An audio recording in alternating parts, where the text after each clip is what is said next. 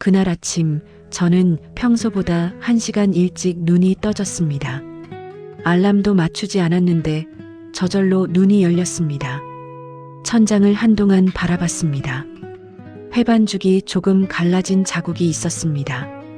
몇 년 전부터 있던 자국이었는데 오늘은 유난히 선명하게 눈에 들어왔습니다. 무언가를 오래 들여다보면 그게 다 달리 보이는 법이더군요. 옆에서 남편이 깊이 잠들어 있었습니다.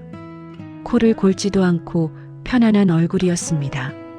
저는 이불을 조용히 걷어내고 발을 바닥에 내려놓았습니다. 차가운 마룻바닥이 발바닥에 닿았습니다. 남편을 깨우지 않으려고 슬리퍼도 들고 나왔습니다. 부엌에 들어서서 그제야 슬리퍼를 바닥에 내려놓고 신었습니다. 냉장고를 열고 어제 끓여둔 미역국 냄비를 꺼냈습니다. 가스불 위에 냄비를 올리고 밥솥 뚜껑을 열었습니다. 하얀 김이 피어올랐습니다. 밥솥 안에서 구수한 냄새가 났습니다. 저는 그 냄새를 맡으면서 잠깐 서 있었습니다. 40년 동안 해온 일이었습니다. 손이 알아서 움직였습니다. 무엇을 꺼내야 하는지, 어디에 무엇이 있는지, 머리가 생각하기도 전에 몸이 먼저 움직였습니다. 그게 제 40년이었습니다. 그리고 오늘이 그 40년의 마지막 아침이었습니다. 그 생각을 하면서도 손은 멈추지 않았습니다. 반찬 그릇을 하나씩 꺼내 상을 차렸습니다. 깍두기, 시금치나물, 계란말이, 남편이 좋아하는 것들이었습니다. 저는 새벽에 이미 간단히 먹은 터라 앉지 않았습니다. 숟가락과 젓가락을 남편 자리에만 놓았습니다. 그릇이 하나밖에 없는 밥상이 오늘따라 이상하게 느껴지지 않았습니다. 상을 다 차리고 나서 저는 부엌 서랍 앞에 섰습니다. 두 손으로 서랍을 천천히 당겼습니다. 서랍 맨 안쪽 행주 밑에 넣어두었던 서류 봉투가 보였습니다. 이혜원 변호사를 마지막으로 만나고 온 날 집에 가져와 그 자리에 숨겨두었던 것이었습니다.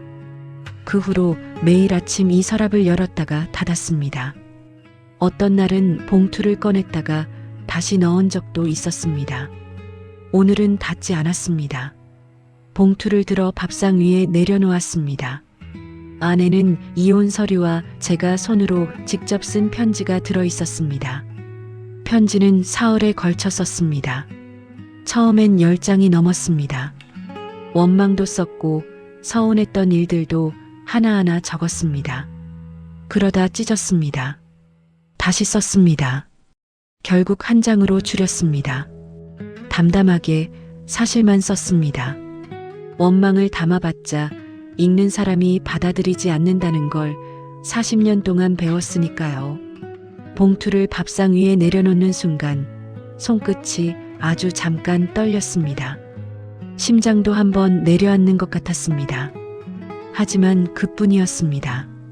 저는 곧 방으로 들어가 미리 꺼내두었던 가방을 집어들었습니다. 이 이야기가 궁금하신 분들은 좋아요와 구독 부탁드려요. 신발을 신고 현관 앞에 섰습니다. 잠시 후 안방에서 소리가 들려왔습니다. 슬리퍼 끄는 소리, 세면대 물소리, 낱개 가래를 뱉는 소리. 40년 동안 들어온 소리였습니다. 귀에 너무 익어서 소리만 들어도 남편이 지금 무엇을 하는지 눈으로 보이듯 알 수 있었습니다.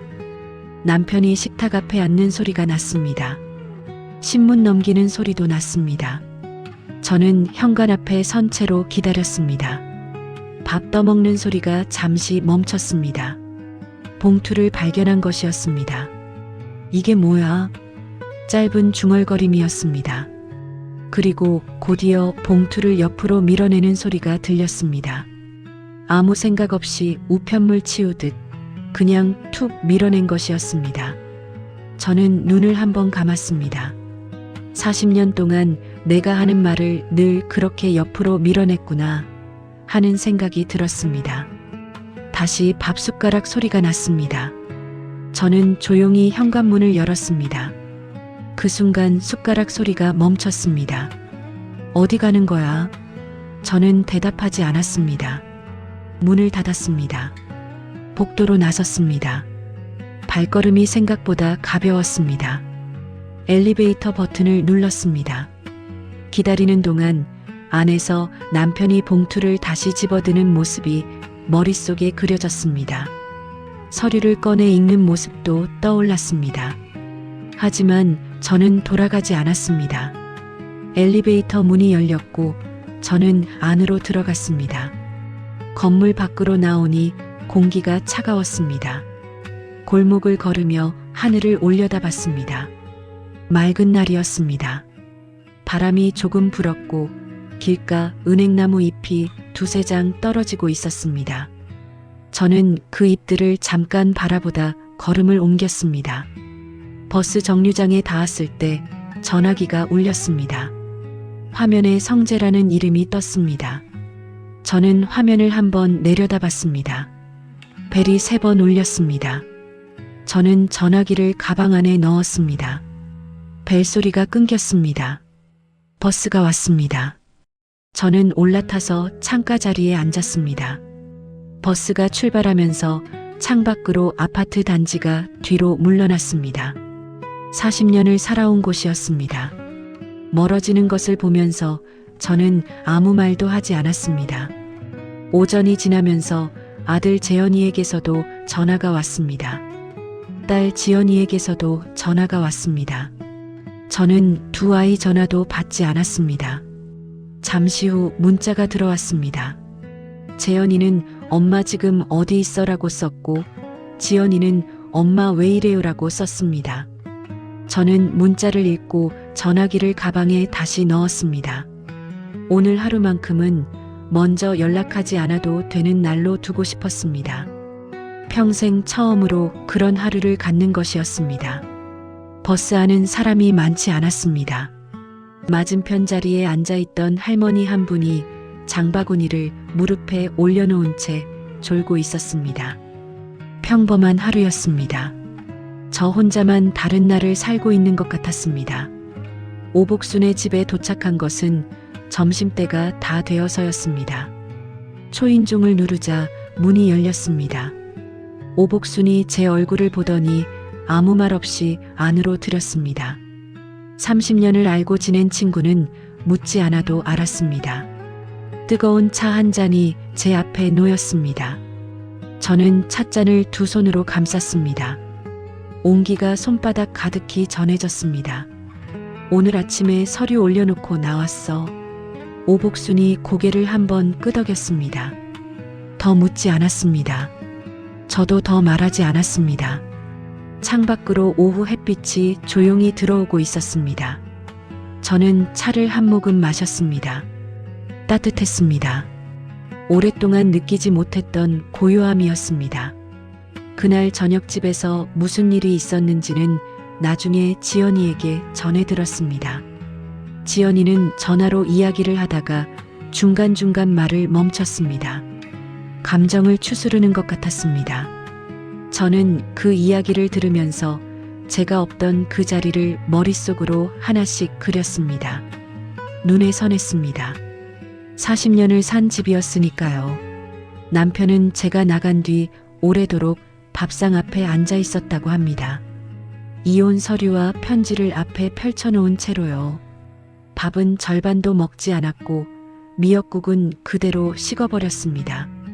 한참이 지나서야 아들 재현이에게 전화를 걸었는데 목소리가 평소와 달랐다고 합니다. 재현이가 무슨 일이냐고 물었더니 남편은 말 대신 집으로 오라고만 했다는군요.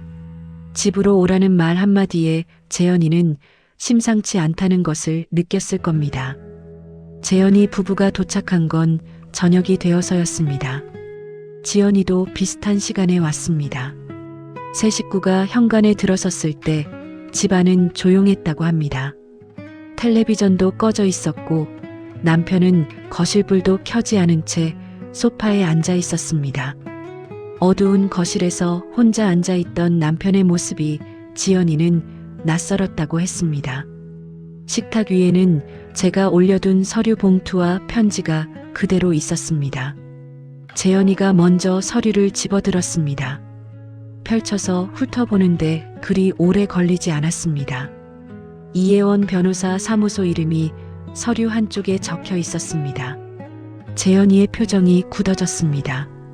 어머니가 이미 법률 상담을 받았다는 것, 이것이 갑작스러운 충동이 아니라는 것을 그 자리에서 알아챈 것이었습니다. 서류를 넘기는 손이 멈췄다고 합니다. 지연이가 편지를 집으려 했습니다. 소리내어 읽으려는 것 같았습니다. 그때 남편이 편지를 빼앗아 접어버렸습니다. 지연이가 놀라서 쳐다봤지만 남편은 아무 말도 하지 않았습니다. 그 편지는 남편 것이기도 했으니까요. 다른 사람이 소리내어 읽어주길 바라지 않았던 것이었겠죠. 저는 그 장면을 상상하면서 남편이 그나마 그 정도의 마음은 있었구나 하고 생각했습니다. 수진이는 주방으로 들어갔습니다. 싱크대에 그릇이 쌓여 있었습니다.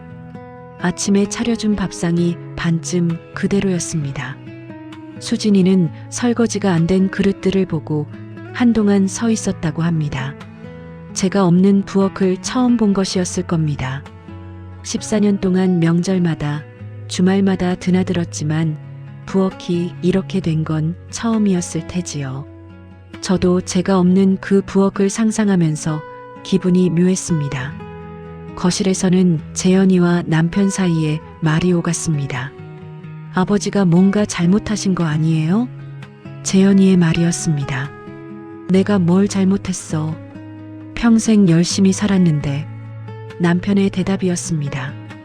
두 사람의 말은 서로를 향하지 못하고 허공에서 겉돌았다고 합니다. 제가 왜 이런 결정을 했는지 그 이유는 이 자리에서 나오지 않았습니다. 누구도 먼저 그 이유를 진지하게 꺼내지 않았습니다. 꺼낼 수가 없었을 겁니다. 이유를 말하려면 지금까지 보지 못했던 것을 인정해야 하니까요. 수진이가 주방에서 나오면서 조심스럽게 물었습니다. 어머니 요즘 힘드신 게 있으셨나요? 방안이 잠깐 조용해졌다고 합니다. 하지만 누구도 선뜻 대답하지 못했습니다. 남편도 재현이도 지연이도요. 각자 뭔가를 생각하는 것 같았는데 말로 꺼내지는 못했습니다. 모른다는 것을 인정하기가 쉽지 않았겠죠. 정작 제가 힘든지 아닌지를 아무도 물어본 적이 없었으니까요. 지연이가 자리에서 일어나 제 방으로 들어갔습니다. 불을 켜고 옷장을 열었습니다. 평소에 제 옷장이 어떻게 되어 있는지 지연이는 잘 몰랐을 겁니다. 하지만 뭔가가 빠진 것은 느낄 수 있었습니다. 작은 여행용 캐리어가 없었습니다. 검은색 긴 코트도 없었습니다. 즐겨 신던 단화도 보이지 않았습니다. 지연이는 그 빈자리들을 천천히 확인하다가 방을 나왔습니다. 엄마가 미리 챙겨나간 것들이 있어요. 지연이의 말에 거실이 또 조용해졌습니다. 갑자기 결정한 게 아니라는 것이 그 빈 옷장으로도 분명해졌습니다. 남편은 그 말을 듣고 잠시 눈을 감았다가 떴다고 합니다. 재현이는 아무 말도 하지 않았습니다. 수진이는 부엌으로 다시 들어가 그릇을 씻기 시작했습니다. 물 흐르는 소리만 거실까지 들렸다고 합니다. 그날 밤 세 사람은 제대로 이야기를 나누지 못한 채 흩어졌습니다. 답이 보이지 않는 자리에서는 말이 잘 나오지 않는 법이더군요. 지연이가 이 이야기를 전해줬을 때 저는 묵묵히 들었습니다. 그 빈 거실을 제가 없이 메우려 했을 세 사람의 모습이 눈앞에 그려졌습니다. 40년 동안 제가 채워왔던 자리였습니다. 아무도 그 자리가 얼마나 컸는지 몰랐을 겁니다. 저조차도 몰랐으니까요. 이 이야기가 남의 일 같지 않으신 분들, 화면 2번 눌러서 좋아요와 구독 부탁드려요. 이튿날 아침 남편이 다시 전화를 걸었습니다. 받지 않았습니다. 그 뒤로도 하루에 2~3번씩 전화가 왔습니다. 저는 받지 않았습니다. 할 말이 없어서가 아니었습니다. 들을 준비가 된 사람에게 말해야 의미가 있다는 걸 40년 동안 배웠습니다. 남편이 지금 들을 준비가 되어 있는지는 아직 모르는 일이었습니다. 오복순이 차를 한 잔 더 따라줬습니다. 창밖으로는 이튿날 햇살이 들어오고 있었습니다. 저는 찻잔을 다시 두 손으로 감쌌습니다. 어젯밤 잠은 잘 잤냐고 오복순이 물었습니다. 잘 잤다고 대답했습니다. 거짓말이 아니었습니다. 50년 만에 처음으로 아무 걱정 없이 눈을 감은 밤이었습니다. 재현이가 저를 찾아온 것은 그날 오후였습니다. 오복순 집 주소는 몰랐겠지만 오복순 전화번호는 알고 있었습니다. 오복순에게 연락을 해서 제가 거기 있다는 걸 알아낸 모양이었습니다. 초인종이 울리고 문을 열자 재현이가 서 있었습니다. 회사에서 바로 온 듯 넥타이를 맨 차림이었습니다. 저는 현관 앞에 서서 재현이를 바라봤습니다. 재현이는 무언가 말을 꺼내려다 멈췄습니다. 준비해 온 말이 있었겠지만 막상 저를 보자 쉽게 나오지 않는 것 같았습니다. 엄마, 일단 집에 가자. 저는 고개를 저었습니다. 재현이가 더 말을 잇지 못했습니다. 모자는 현관을 사이에 두고 한동안 아무 말 없이 서 있었습니다. 40년을 함께 산 집으로 돌아가야 할 이유가 저에게는 지금 한 가지도 떠오르지 않았습니다. 재현이가 돌아간 뒤 오복순의 집은 다시 조용해졌습니다. 저는 그날 오후를 혼자 보냈습니다. 소파에 앉아 창밖을 바라보기도 하고 오복순이 빌려준 책을 펼쳤다가 덮기도 했습니다. 머릿속에는 생각이 많았지만 이상하게도 마음은 차분했습니다. 폭풍이 지나간 자리 같은 고요함이었습니다. 그로부터 며칠이 지나면서 가족들 각각에게서 소식이 들려왔습니다. 직접 연락이 오기도 했고 오복순을 통해 전해지기도 했습니다. 저는 그 소식들을 들으면서 그들이 무엇을 하고 있는지 조금씩 알게 됐습니다. 가족 모두가 제 결정의 이유를 찾으려 하고 있었습니다. 그것만은 알 수 있었습니다. 재현이는 회사에서 동료에게 털어놓은 모양이었습니다.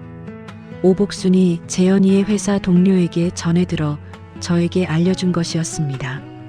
재현이가 동료에게 이야기를 꺼내면서 어머니가 평소에 어떻게 지내셨는지라는 말을 했다고 합니다. 그 물음에 동료가 되묻자 재현이가 말문이 막혔다고 합니다. 어머니가 평소에 어떻게 지내는지 재현이는 대답할 수가 없었던 것이었습니다. 매달 생활비를 붙여드렸고 명절에 얼굴을 받고 가끔 전화를 드렸습니다. 그런데 어머니가 무엇을 좋아하는지, 어떤 날은 힘들었는지, 요즘 어떤 생각을 하는지 하나도 떠오르지 않았다고 합니다. 재현이가 그 이야기를 하면서 멈칫했다는 것을 저는 오복순에게 전해 듣고 한참 생각했습니다. 수진이는 지연이에게 전화를 했다고 합니다. 어머니 생일이 언제냐고 물었다는군요. 지연이가 그 말을 제게 전하면서 잠깐 망설이는 게 느껴졌습니다. 수진이가 물은 이유를 지연이도 저도 굳이 말하지 않아도 알 수 있었습니다. 결혼한 지 14년이 된 며느리가 시어머니 생일을 남편에게도 물어본 적이 없었다는 뜻이었으니까요. 저는 그 말을 듣고 섭섭한 마음보다 허탈한 마음이 먼저 들었습니다. 몰랐던 게 아니었습니다. 그냥 중요하지 않았던 것이었습니다. 제 생일이 저라는 사람이 이 가족 안에서 그만큼이었다는 것이었습니다. 지연이는 통화 기록을 뒤졌다고 했습니다. 제 생일 날짜에 자신이 전화를 한 적이 있는지 직접 확인해 본 것이었습니다. 지연이가 제 생일을 알고 있었는지 그건 묻지 않았습니다. 물어봐도 상관없었지만 그 대답이 무엇이든 달라지는 건 없었으니까요.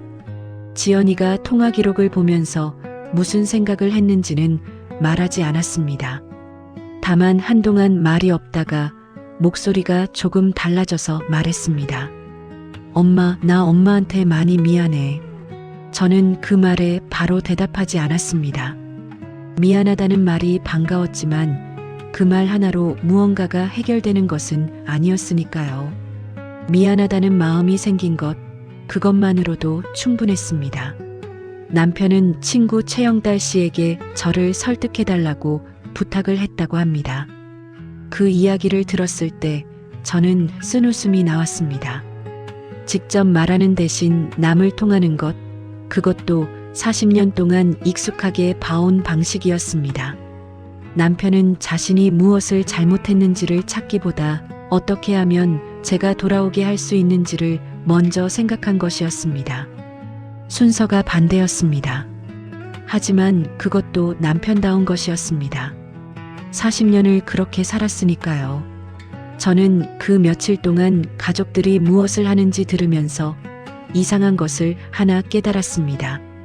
가족들이 지금 하고 있는 일들, 기억을 더듬고 전화를 걸고 통화 기록을 뒤지는 일들, 이런 것들을 저는 단 한 번도 기대해 본 적이 없었다는 것이었습니다. 제가 그것을 기대하지 않았던 게 아니라 기대하는 것 자체를 일찌감치 포기했던 것이었습니다. 언제부터였는지 기억도 잘 나지 않았습니다. 아마 오래된 일이었을 겁니다. 저는 오복순에게 그 이야기를 했습니다. 오복순은 차를 홀짝이며 잠자코 들었습니다. 다 듣고 나서 한마디 했습니다. 그러니까 네가 나온 거잖아. 짧은 말이었지만 정확한 말이었습니다. 그렇습니다. 기대를 포기한 사람이 마지막으로 할 수 있는 일은 떠나는 것이었습니다. 저는 그 길을 선택했습니다. 그것만이 제가 저를 위해 할 수 있는 일이었으니까요. 창밖으로 해가 조금씩 기울고 있었습니다. 오복순이 저녁을 같이 먹자고 했습니다. 저는 고개를 끄덕였습니다. 냄비에 국이 끓기 시작했고 부엌에서 따뜻한 냄새가 났습니다. 오늘 저녁은 제가 만든 국이 아니었습니다. 누군가가 저를 위해 끓여주는 국이었습니다. 그 사실 하나가 생각보다 훨씬 크게 느껴졌습니다. 그 무렵 저는 한 가지 더 알게 됐습니다. 남편이 은퇴하고 나서 3년 동안의 일이었습니다. 평일 낮에 집에 있는 남편이 하루를 어떻게 보냈는지 저는 그 시간 동안 어디에 있었는지를 떠올려 봤습니다. 남편은 아침을 먹고 거실 소파에 앉았습니다. 텔레비전을 켰습니다. 저는 설거지를 했습니다. 남편이 신문을 펼쳤습니다. 저는 빨래를 했습니다. 남편이 낮잠을 잤습니다. 저는 점심을 준비했습니다. 남편이 점심을 먹고 다시 텔레비전을 켰습니다. 저는 치웠습니다. 남편이 저녁을 먹고 잠자리에 들었습니다. 저는 부엌을 정리하고 마지막에 불을 껐습니다. 하루가 그랬습니다. 그 하루가 3년 동안 이어졌습니다. 그 사이에 남편이 저에게 오늘 괜찮아? 라고 물은 날이 몇 번이나 됐는지 세어보려다 그만뒀습니다. 셀 수가 없어서가 아니었습니다. 셀 필요조차 없을 만큼 적었기 때문이었습니다. 저는 그 3년이 결정을 굳히게 한 시간이었다는 것을 지금은 압니다. 공무원으로 일할 때는 바빠서 그랬거니 했습니다. 은퇴를 하면 달라질 거라고 생각했습니다. 달라지지 않았습니다. 오히려 종일 집에 있으면서 부릴 일이 늘었습니다. 저는 그때 알았습니다. 이 사람은 달라질 사람이 아니라는 것을, 그리고 저는 더 이상 기다리고 싶지 않다는 것을. 오복순이 저녁상을 차려줬습니다. 소박한 밥상이었습니다. 된장국, 계란찜, 김치. 저는 천천히 밥을 먹었습니다. 맛있었습니다. 제가 차린 밥상을 40년 동안 먹으면서 한 번도 맛있다고 말하지 않았던 사람이 떠올랐습니다. 저는 숟가락을 놓고 오복순에게 말했습니다. 잘 먹었어. 정말로. 오복순이 피식 웃었습니다. 저도 따라 웃었습니다. 오랜만에 웃은 것 같았습니다. 재현이가 오복순을 다시 찾아온 것은 며칠 뒤였습니다. 이번에는 저를 데리러 온 것이 아니었습니다. 저는 마침 외출 중이었고 재현이는 오복순과 단둘이 한참을 이야기했다고 합니다. 나중에 오복순이 그 이야기를 전해주면서 잠깐 표정이 복잡해졌습니다. 재현이가 엄마에 대해 모르는 게 많더라고. 오복순의 말이었습니다. 저는 그 말에 놀라지 않았습니다. 알 기회가 없었던 게 아니라 알려고 하지 않았던 것이었으니까요. 재현이가 오복순에게 물은 것은 간단한 것들이었습니다. 어머니가 요즘 어떻게 지내시냐? 친하게 지내는 사람이 있냐? 주로 어디를 다니시냐? 그런 것들이었습니다. 오복순은 재현이에게 제가 2년 전부터 복지관에 다니고 있다는 것을 알려줬습니다. 재현이가 처음 듣는 표정을 지었다고 합니다. 어머니가 복지관을 다닌다는 것을 정말 몰랐던 것이었습니다. 저는 그 이야기를 들으면서 2년 전을 떠올렸습니다. 복지관을 처음 찾아간 것은 우연한 계기였습니다. 오복순이 컴퓨터 강좌가 생겼다며 같이 가보자고 했습니다. 저는 별 기대 없이 따라갔습니다. 강좌실 안에는 저와 비슷한 나이의 사람들이 10여 명 앉아 있었습니다. 강사가 화면을 보여주며 차근차근 설명하는 동안 저는 생전 처음으로 제가 하고 싶어서 앉아있는 자리에 있다는 느낌을 받았습니다.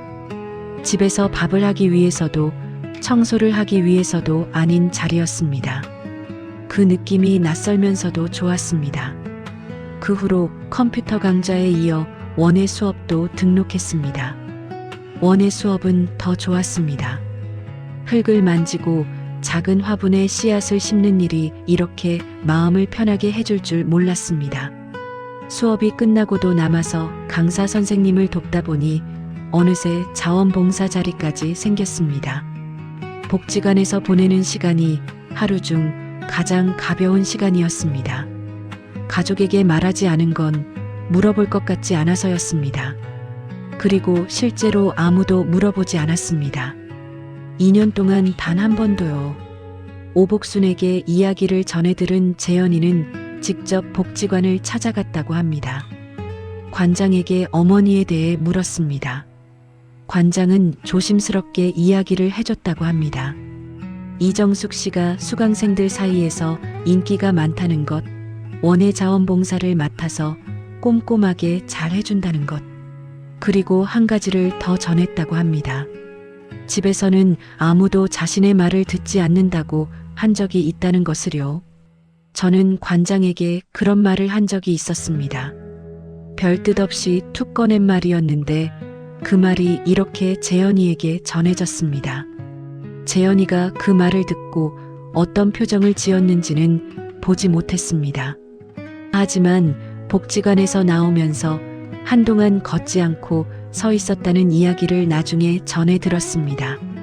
한편 지연이는 다른 방향으로 움직이고 있었습니다. 법률사무소를 수소문했던 것이었습니다. 제가 이혜원 변호사를 만났던 곳이 어디인지 알아내려 한 것이었습니다. 이혜원 변호사는 의뢰인 정보를 공개할 수 없다고 했다고 합니다. 원칙이 있는 분이었습니다. 다만 한 가지, 이정숙 씨가 처음 상담을 온 것이 꼭 1년 전이라는 것은 확인해 줬다고 합니다. 지연이가 그 말을 저에게 전해줬을 때 저는 가만히 있었습니다. 1년이라는 시간이 지연이에게 어떻게 들렸을지 알 수 있었습니다. 어머니가 1년 전부터 변호사를 만났다는 것은 1년 전에 이미 마음이 기울어져 있었다는 뜻이었으니까요. 지연이는 1년 전을 떠올렸을 겁니다. 그때 어머니가 무슨 말을 했는지 어떤 모습이었는지를요. 기억이 나지 않았을 겁니다. 저도 그때 지연이에게 아무 말도 하지 않았으니까요. 남편은 그 무렵 최영달 씨에게 다시 한번 연락을 했다고 합니다. 이번에는 부탁이 아니라 부탁에 가까운 부탁이었습니다. 한 번만 정수기를 만나봐 달라는 것이었습니다. 최영달 씨가 제게 전화를 해왔습니다. 저는 받았습니다. 남편 편에서 설득하러 오는 사람이라면 만나지 않았겠지만 최영달 씨는 그런 사람이 아니었습니다. 40년을 알고 지낸 분이었습니다. 최영달 씨가 오복순 집 근처 커피숍에서 저를 만났습니다. 마주 앉자마자 최영달 씨가 먼저 말했습니다. 나는 설득하러 온 게 아니에요. 그냥 이야기 들으러 왔어요. 그 말 한마디에 저는 마음이 조금 열렸습니다. 저는 40분 동안 이야기했습니다. 최영달 씨는 그 시간 동안 한 번도 끊지 않고 들었습니다. 제가 이야기한 것들은 특별한 것이 아니었습니다. 40년 동안 있었던 일들이었습니다. 남편이 아플 때마다 저는 병원에 데려갔지만 제가 아플 때는 혼자 다녔다는 것, 명절이면 닷새를 내리 혼자 부엌에 서 있었다는 것, 무언가 말을 꺼내면 남편이 텔레비전 소리를 키웠다는 것, 가고 싶은 곳이 있다고 했더니 왜 그런 데를 가냐고 했다는 것, 이런 것들이었습니다. 아주 작은 것들이었지만 40년이 쌓이면 작지 않아지더군요. 최영달 씨는 다 듣고 나서 한참 있다가 말했습니다. 성재가 많이 모르고 살았네요. 그 말이 정확했습니다. 나쁜 사람이어서가 아니었습니다. 모르고 살았던 것이었습니다. 그게 어쩌면 더 오래된 상처였습니다. 최영달 씨가 돌아가면서 남편에게 뭐라고 할 것인지 묻지 않았습니다. 무슨 말을 전할지는 최영달 씨가 알아서 할 일이었습니다. 저는 커피숍에 잠깐 더 앉아 있었습니다. 40분 동안 이야기를 쏟아냈더니 속이 조금 비워진 느낌이었습니다. 나쁘지 않은 느낌이었습니다. 오복순의 집으로 돌아오는 길에 복지관 앞을 지났습니다. 화단에 제가 심은 꽃들이 보였습니다. 작은 꽃들이었지만 잘 자라고 있었습니다. 물을 준 사람이 없어서 좀 시들었을까 싶었는데 다른 봉사자분이 잘 봐줬는지 멀쩡했습니다. 저는 잠깐 걸음을 멈추고 그 꽃들을 바라봤습니다. 내일은 나와서 직접 물을 줘야겠다고 생각했습니다. 그 생각이 자연스럽게 들었습니다. 여기에 내일도 올 자리가 있다는 것이 작지만 든든했습니다. 그날 밤 지연이에게서 문자가 왔습니다. 엄마, 나 다음에 복지관 같이 가도 돼요? 라고 써 있었습니다. 저는 잠시 화면을 바라봤습니다. 지연이가 복지관에 가고 싶은 게 아니라는 것은 알았습니다. 엄마가 어떤 시간을 보내왔는지 눈으로 보고 싶은 것이었겠죠. 저는 짧게 답했습니다. 그래. 2글자였습니다. 하지만 그 2글자가 며칠 만에 제가 먼저 건넨 첫 번째 대답이었습니다. 최영달 씨가 남편에게 돌아가 무슨 말을 했는지는 그날 저녁 늦게 지연이를 통해 전해졌습니다. 지연이는 아버지 집에 들렀다가 마침 최영달 씨가 나오는 것과 마주쳤다고 합니다. 최영달 씨는 지연이를 보더니 잠깐 멈췄다가 그냥 지나갔다고 합니다. 안에 들어가니 아버지가 소파에 앉아 있었는데 표정이 처음 보는 것 같았다고 했습니다. 멍한 것도 아니고 화가 난 것도 아닌 무언가를 오래 생각한 사람의 얼굴이었다고요. 지연이가 아버지에게 최영달 씨가 뭐라고 했냐고 물었습니다. 남편은 한동안 대답하지 않았습니다. 그러다가 짧게 말했다고 합니다. 내가 판단하기엔 정숙 씨가 하나도 틀린 말이 없더라고. 최영달 씨가 남편에게 그 말을 했다는 것이었습니다. 지연이가 그 말을 저에게 전해줬을 때 저는 전화기를 잡은 손에 살짝 힘이 들어갔습니다. 40년을 알고 지낸 친구가 그 말을 해줬다는 것이 생각보다 마음에 닿았습니다. 고마운 분이었습니다. 남편은 그 말을 듣고 처음에는 화가 났다고 합니다. 가장 친한 친구가 자기 편이 되어주지 않은 것이 섭섭했던 것이겠죠. 최영달 씨에게 전화를 걸었다가 끊었다는 이야기도 나중에 들었습니다. 하지만 화가 식은 뒤에도 그 말은 남아있었을 겁니다. 오랜 친구가 한 말이었으니까요. 최영달 씨가 남편에게 전한 내용이 조금씩 더 알려졌습니다. 지연이가 조각조각 모아서 전해준 것이었습니다. 저는 그 내용을 들으면서 최영달 씨가 40분 동안 제 이야기를 정말 잘 들었구나 싶었습니다. 40년간 가족 중 누구도 제 생일을 기억한 적 없다는 것, 아플 때마다 혼자 병원에 다녔다는 것, 무언가 말을 꺼내면 또 시작이네라는 반응이 돌아왔다는 것, 의견을 말하면 말 끝도 듣기 전에 화제가 바뀌었다는 것, 이런 것들을 최영달 씨가 남편 앞에서 그대로 말했다고 합니다. 꾸미지 않고 제가 말한 대로요. 지연이는 그 내용을 재현이에게도 전했습니다. 두 남매가 전화로 이야기를 나눴다고 합니다. 재현이는 아버지 생일 이야기를 꺼내면서 어머니 생일이 언제인지 물었다고 합니다. 지연이가 대답했습니다. 재현이는 잠자코 있었다고 합니다. 저는 그 이야기를 듣고 달리 무슨 말을 하고 싶지 않았습니다. 이미 알고 있는 일이었으니까요. 재현이가 그 뒤로 오래 앉아서 무언가를 생각했다는 것도 나중에 알게 됐습니다. 아내 수진이가 옆에서 지켜봤다고 합니다. 재현이가 결혼하고 나서 어머니에게 어떻게 해왔는지를 스스로 되짚었던 것 같다고 수진이는 말했습니다. 생활비를 보내고 명절에 얼굴을 보고 가끔 전화를 드렸습니다. 그게 전부였다는 것을 재현이도 그날 밤 처음으로 인정했던 것이었겠죠. 수진이도 마찬가지였습니다. 그 사실을 두 사람이 처음으로 마주한 밤이었습니다. 저는 그 이야기들을 들으면서 이상한 것을 느꼈습니다. 억울하거나 통쾌하거나 하는 감정이 아니었습니다. 그냥 조용했습니다. 이제야 들여다보기 시작한 것이구나 하는 생각이었습니다. 40년을 지나서 이제야요. 늦은 것이었지만 아예 없는 것보다는 나았습니다.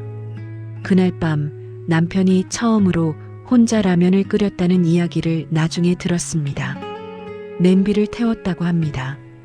라면 한 봉지가 냄비 바닥에 달라붙어서 결국 냄비까지 버렸다는군요.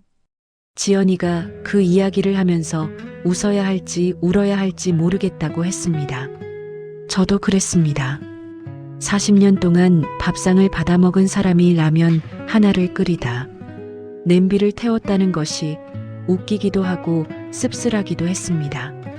저는 그날 밤 오복순 집 창가에 앉아 바깥을 내다봤습니다. 가로등 불빛 아래로 늦은 시간에도 걷는 사람들이 보였습니다. 저마다의 집으로 돌아가는 사람들이었겠죠. 저에게는 지금 돌아갈 집이 없었습니다. 아니, 정확하게는 돌아가지 않기로 한 것이었습니다. 그 두 가지는 달랐습니다. 저는 그 차이를 마음속에서 다시 한번 확인했습니다. 그 확인이 흔들리지 않았습니다. 오복순이 물 한 잔을 가져다 줬습니다. 아무 말 없이 옆에 놓고 자리를 피해줬습니다.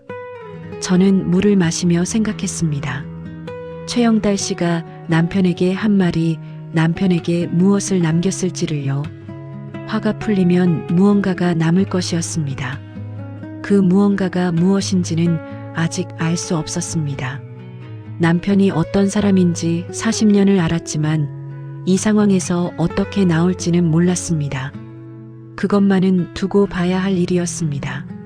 내일 지연이와 복지관에 가기로 했습니다. 저는 잠자리에 들면서 그 생각을 했습니다. 내일 아침 지연이와 나란히 걸어서 복지관에 가는 것, 꽃에 물을 주는 것, 지연이가 그 꽃들을 보면서 어떤 표정을 지을지 그 생각이 조금 좋았습니다. 눈을 감으니 생각보다 빨리 잠이 들었습니다. 다음 날 아침 지연이와 복지관으로 걸어가면서 저는 별다른 말을 하지 않았습니다. 지연이도 마찬가지였습니다. 두 사람이 나란히 걸었습니다. 복지관 화단 앞에 섰을 때 지연이가 꽃들을 한참 바라봤습니다. 제가 심은 것들이었습니다. 지연이가 이름을 물었습니다. 저는 하나씩 알려줬습니다. 채송아, 봉선아, 맨드라미. 지연이가 고개를 끄덕이며 들었습니다.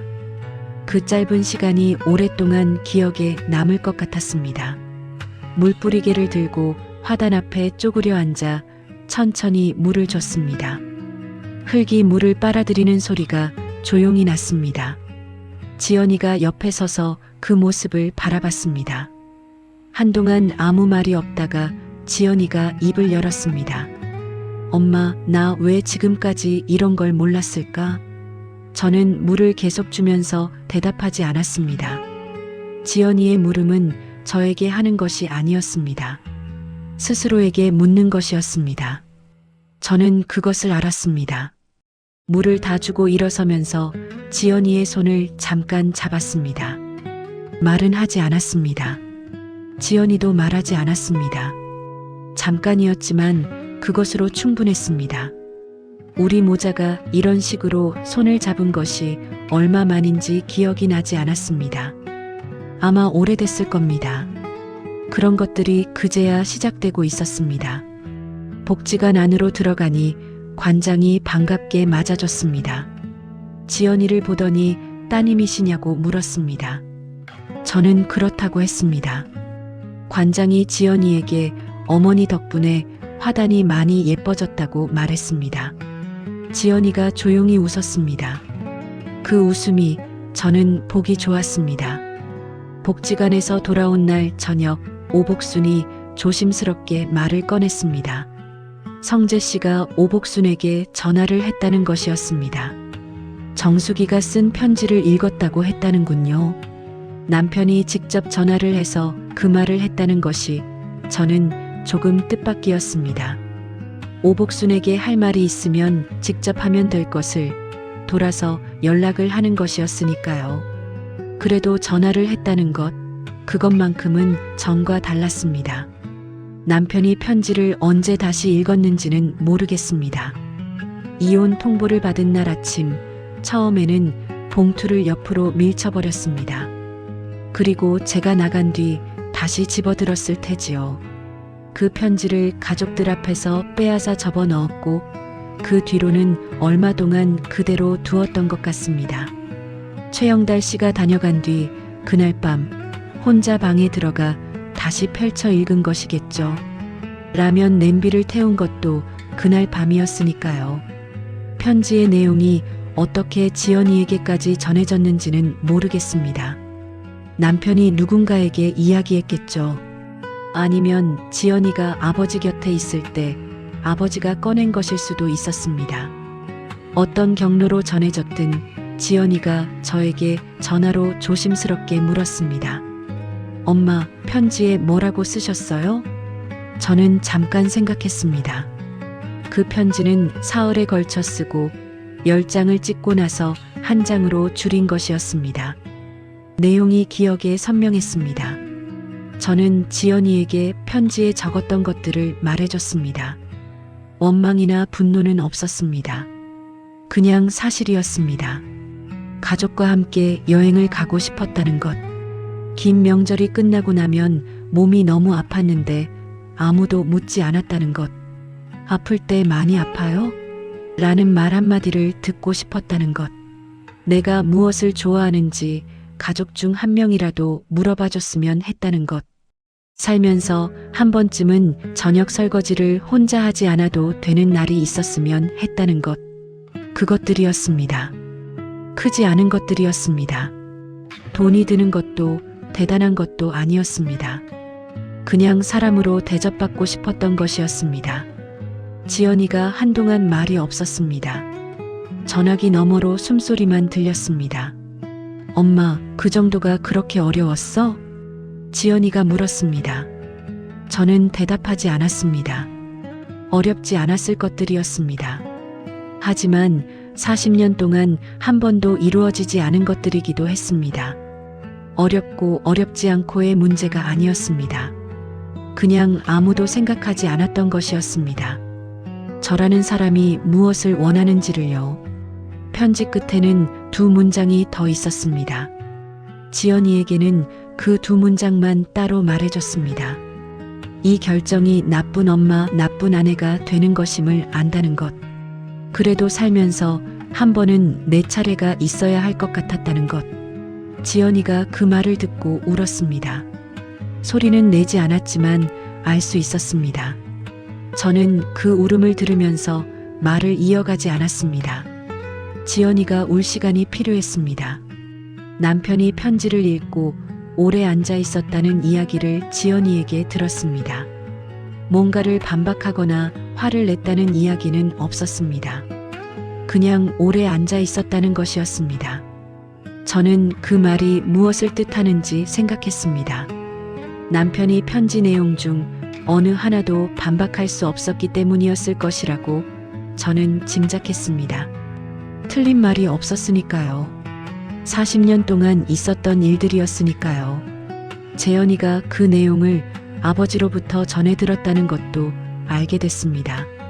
재현이는 지연이에게 전화해서 그 내용을 이야기하다가 말을 멈췄다고 합니다. 부당하다거나 억울하다는 말을 하지 않았다고 합니다. 그냥 조용히 들었다고 합니다. 저도 그것으로 충분하다고 생각했습니다. 지연이와 통화를 마치고 나서 저는 창가에 놓아둔 화분 3개를 바라봤습니다. 복지관에서 가져온 것들이었습니다. 작은 화분들이었는데 오복순 집 창가에서 햇볕을 받으며 잘 자라고 있었습니다. 저는 화분 옆에 앉아서 잠깐 멍하게 있었습니다. 편지를 쓰던 사흘밤이 떠올랐습니다. 10장을 쓰고 찢고 다시 쓰고 찢던 그 밤들이요. 결국 한 장으로 줄이면서 마지막에 남긴 문장이 머릿속에 다시 떠올랐습니다. 살면서 한 번은 내 차례가 있어야 할 것 같았다. 그 문장이 지금도 맞다고 생각했습니다. 그날 밤 잠자리에 들기 전에 오복순이 거실에서 텔레비전을 보다가 저를 불렀습니다. 드라마가 나오고 있었습니다. 중년 여성이 주인공인 드라마였는데 마침 주인공이 눈물을 흘리는 장면이었습니다. 오복순이 리모컨으로 소리를 줄이면서 말했습니다. 저 사람도 너 같은 거 아니겠어. 저는 화면을 한동안 바라봤습니다. 드라마 속 그 여자가 왜 우는지는 모르겠지만 왜 우는지 알 것도 같았습니다. 사람이 참다 울 때는 대개 이유가 복잡하지 않습니다. 그냥 지쳐서 우는 것이더군요. 저는 드라마가 끝날 때까지 오복순 옆에 앉아 있었습니다. 둘이 나란히 앉아서 화면을 바라봤습니다. 이상하게도 그 시간이 포근했습니다. 드라마가 끝나고 오복순이 방으로 들어가면서 말했습니다. 정수가 잘 결정했어. 저는 그 말에 아무 대답도 하지 않았습니다. 대답이 필요한 말이 아니었으니까요. 거실 불을 끄고 방으로 들어갔습니다. 침대에 누워 천장을 바라봤습니다. 집 천장이 아니었습니다. 오복순 집 천장이었습니다. 낯선 천장이었지만 이상하게도 편안했습니다. 40년 동안 바라보던 천장에 갈라진 자국이 떠올랐습니다. 그 자국은 지금도 거기 있을 것이었습니다. 하지만 저는 더 이상 그 자국을 보지 않아도 됐습니다. 눈을 감았습니다. 잠이 왔습니다. 다음 날 재현이가 찾아왔습니다. 이번에는 집으로 돌아가자는 말을 하지 않았습니다. 그냥 어머니 얼굴이 보고 싶었다고 했습니다. 저는 오복순 집 거실에서 재현이와 마주 앉았습니다. 오복순은 주방으로 들어가 자리를 비워줬습니다. 재현이가 잠깐 말을 고르는 것 같다가 말했습니다. 엄마, 내가 몰랐어. 진짜로. 저는 재현이를 바라봤습니다. 몰랐다는 말이 변명처럼 들릴 수도 있었습니다.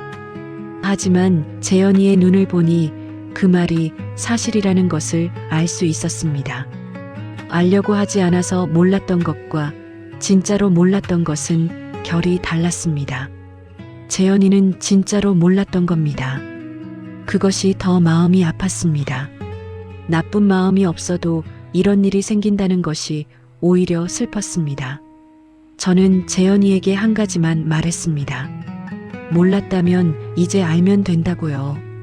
재현이가 고개를 끄덕였습니다. 말이 없었지만 그 고개 끄덕임이 진심인 것을 알았습니다. 모자가 마주 앉아 있는 그 시간이 오래되고 새로운 시간이었습니다.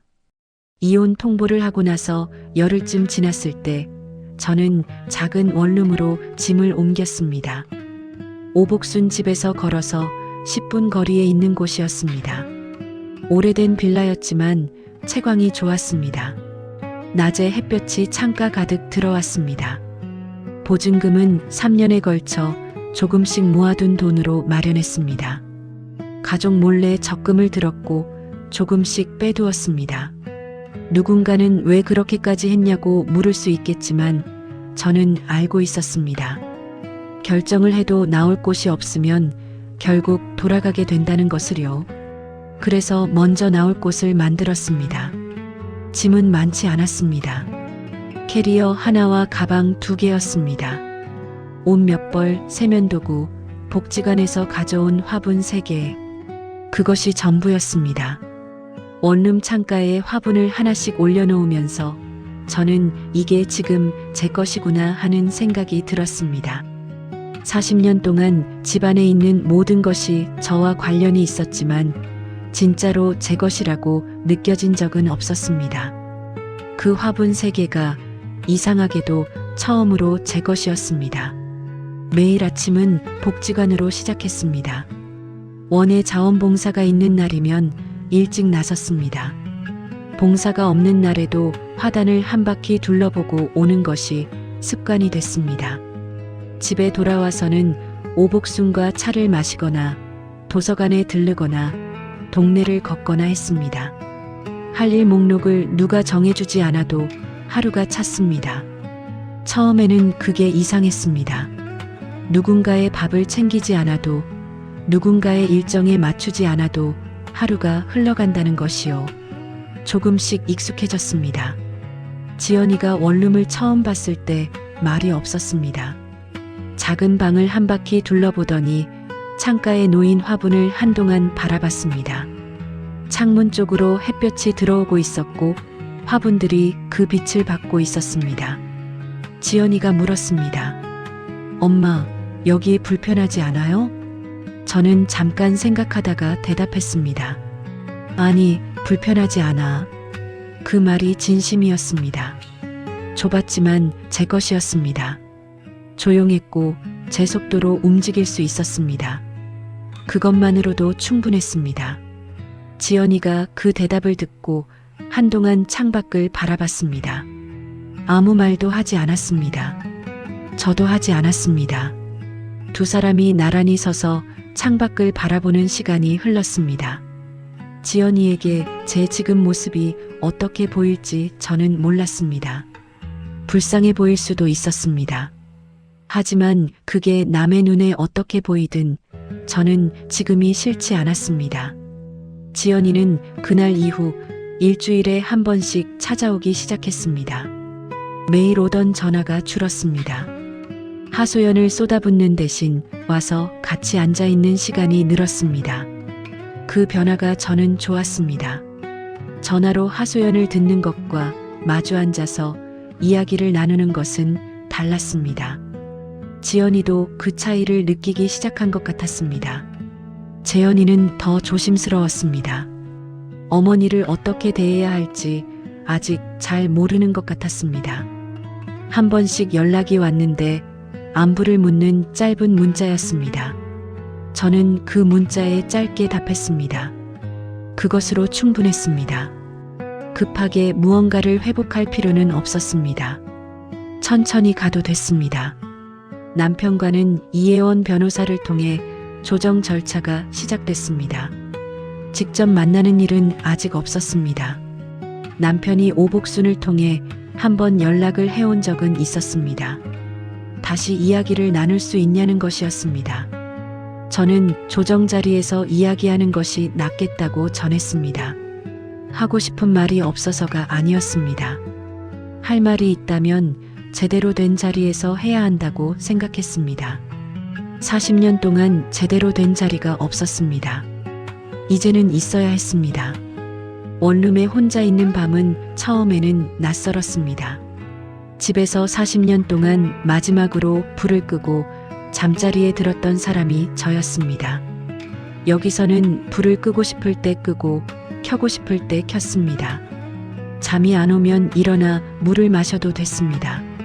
늦게 자도 아침에 누군가의 아침을 챙겨야 할 이유가 없었습니다. 그 작은 자유들이 처음에는 낯설었고 조금씩 익숙해졌습니다. 그리고 어느 날부터는 당연해졌습니다. 어느 저녁 도서관에서 책 한 권을 빌려왔습니다. 여행 사진집이었습니다. 제주도 사진이 많이 실려 있었습니다. 저는 원룸 침대에 누워서 그 사진들을 한 장씩 넘겼습니다. 바다 사진, 오름 사진, 돌담길 사진. 언젠가 가고 싶다는 마음이 막연하게 있었는데 그날 밤 처음으로 구체적인 생각이 들었습니다. 봄이 오면 가보자. 혼자. 그 생각이 들었을 때 이상하게 가슴이 조금 두근거렸습니다. 오래전에 잃어버렸던 것이 어디선가 조금 돌아오는 것 같은 느낌이었습니다. 다음 날 아침 복지관에 나갔더니 관장이 반가운 소식을 전해줬습니다. 원예 강사 보조 자원봉사 자리가 정식으로 팀장 역할로 바뀐다는 것이었습니다. 봉사 인원이 늘어나면서 이끌어줄 사람이 필요하다고 했습니다. 저는 잠깐 생각했습니다. 해본 적 없는 역할이었습니다. 앞에 나서는 것이 어색한 사람이었습니다. 40년 동안 뒤에서 챙기는 사람으로만 살았으니까요. 그러나 고개를 끄덕였습니다. 처음이어도 되는 것이 있다고 그날 느꼈습니다. 오복순에게 그 이야기를 했더니 환하게 웃었습니다. 잘 됐다고 했습니다. 저도 웃었습니다. 화분 3개를 창가에 올려놓은 날부터 조금씩 쌓아온 것들이 이렇게 하나씩 생겨나고 있었습니다. 작은 것들이었습니다. 하지만 처음으로 제 이름으로 생기는 것들이었습니다. 그게 달랐습니다. 제주도행 비행기표는 그날 저녁 원룸에 돌아와 혼자 끊었습니다. 봄 날짜로 잡았습니다. 결제를 마치고 화면을 닫으면서 잠깐 앉아 있었습니다. 62년을 살면서 여행을 혼자 결정해 본 것이 언제였는지 기억이 나지 않았습니다. 아마 처음이었을 겁니다. 진짜로. 그 무렵 지연이와 마주 앉아 올해 이야기를 나눴습니다. 지연이가 처음으로 제게 물었습니다. 엄마는 뭐가 하고 싶어요? 지금. 저는 대답하기 전에 잠깐 생각했습니다. 오래 생각하지 않아도 됐습니다. 이미 알고 있었으니까요. 제주도에 가보고 싶다고 했습니다. 도자기 수업을 받아보고 싶다고 했습니다. 가끔은 아무것도 하지 않는 오전을 갖고 싶다고 했습니다. 지연이가 그 말을 들으면서 울었습니다. 소리를 내어 울었습니다. 저는 울지 않았습니다. 더 이상 참는 것이 아니었습니다. 이미 결정을 했고 길이 생겼으니까요. 지연이가 한참 울고 나서 물었습니다. 엄마는 왜 울지 않냐고요? 저는 웃으면서 말했습니다.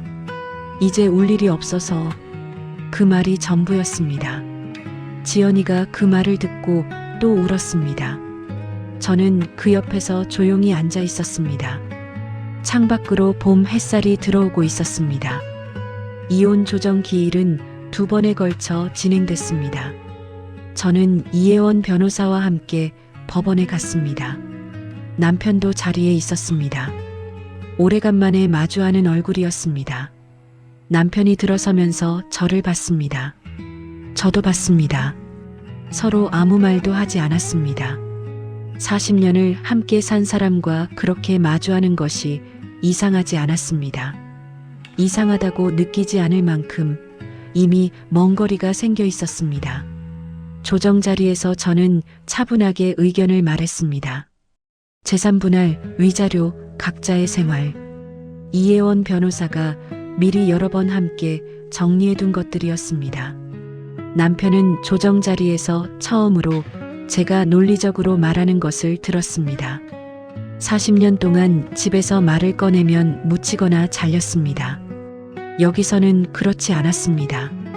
말이 끝날 때까지 들어야 하는 자리였으니까요. 남편의 표정이 그 시간 동안 조금씩 달라지는 것이 보였습니다. 2번의 조정을 거쳐 합의가 이루어졌습니다. 3달이 지난 뒤였습니다. 서류에 도장을 찍는 날 저는 떨리지 않았습니다. 떨릴 것이라고 생각했는데 막상 그 자리에서는 아주 조용했습니다. 도장을 찍고 나서 이혜원 변호사가 옆에서 작게 말했습니다. 잘하셨다고요. 저는 고개를 끄덕였습니다. 그 무렵 재현이가 달라졌습니다. 눈에 보이는 큰 변화는 아니었습니다. 수진이가 명절 준비를 혼자 하지 않겠다고 했을 때 재현이가 같이 하겠다고 했다고 합니다. 수진이가 그 말을 지연이에게 전했고 지연이가 저에게 전했습니다. 저는 그 이야기를 듣고 한동안 생각했습니다. 그게 어느 집에서나 당연한 일처럼 보여도 저희 집에서는 40년 동안 없었던 일이었습니다. 그 작은 변화가 어디서 시작됐는지 재현이는 말하지 않았겠지만 저는 알 것 같았습니다. 수진이도 달라졌습니다. 지연이에게 먼저 연락을 해서 차를 마시는 날이 생겼다고 합니다.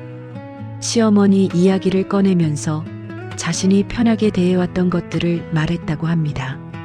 지연이는 그 이야기를 저에게 전하면서 수진이가 많이 바뀐 것 같다고 했습니다. 저는 그게 수진이가 나쁜 사람이어서 그렇게 했던 게 아니라는 것을 압니다. 그냥 그것이 당연한 줄 알았던 것이겠죠. 당연하지 않다는 것을 이제 안 것이고요. 남편은 최영달 씨에게 3달 뒤 이런 말을 했다고 합니다. 조정이 끝나고 나서 둘이 바둑을 두다가 꺼낸 말이었다고요. 내가 뭘 잘못한 건지는 이제 안다. 최영달 씨가 그 말을 오복순에게 전했고 오복순이 저에게 전했습니다. 저는 그 말을 듣고 잠깐 창밖을 바라봤습니다. 40년을 지나 처음 나온 말이었습니다. 늦은 것이 맞았습니다. 하지만 그 말이 나왔다는 것이 아예 무의미하지는 않았습니다. 남편도 이제 알겠구나 하는 생각이 들었습니다. 그것으로 됐습니다. 봄이 됐습니다. 복지관 원외 팀장으로서 첫 번째 봉사 일정을 마친 날이었습니다.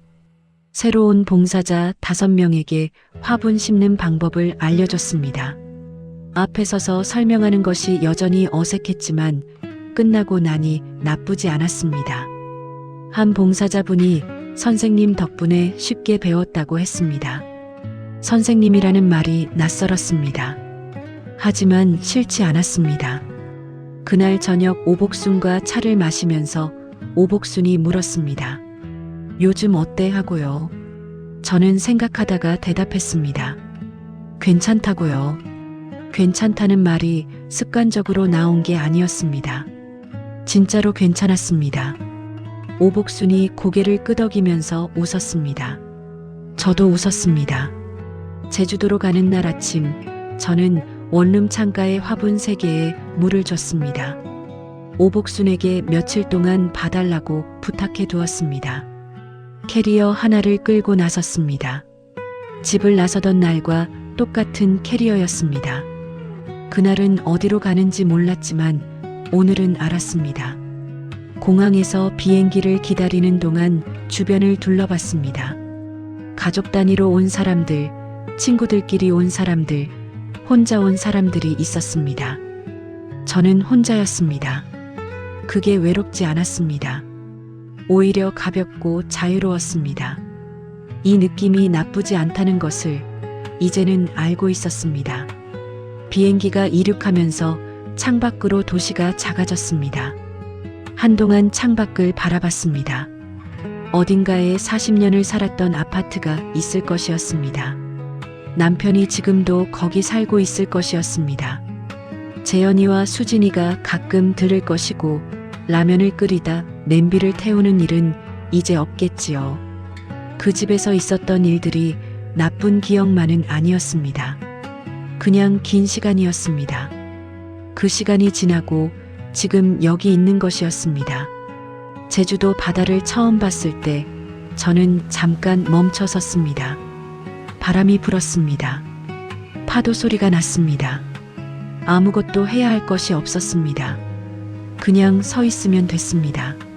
저는 오래 서 있었습니다. 62년을 살면서 처음으로 아무 역할도 없이 서 있는 시간이었습니다. 그 시간이 아까웠습니다. 아깝다는 것은 좋다는 뜻이었습니다. 바다 앞에 서 있는 동안 가족들 생각이 잠깐 났습니다. 남편, 재현이, 지연이. 나쁜 기억으로 생각한 것이 아니었습니다. 그냥 떠올랐습니다. 40년이라는 시간이 그렇게 쉽게 지워지는 것은 아니었습니다. 다만 그 시간이 이제 뒤에 있었습니다. 앞이 아니었습니다. 저는 다시 바다를 바라봤습니다. 파도가 밀려왔다가 빠져나갔습니다. 반복됐습니다. 그 모습을 바라보는 것만으로도 충분했습니다. 출발 전날 밤 짐을 싸면서 저는 한 가지를 생각했습니다.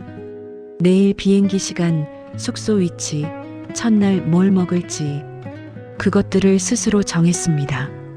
62년 만에 처음으로 다음 주 일정 전체를 제가 결정한 것이었습니다.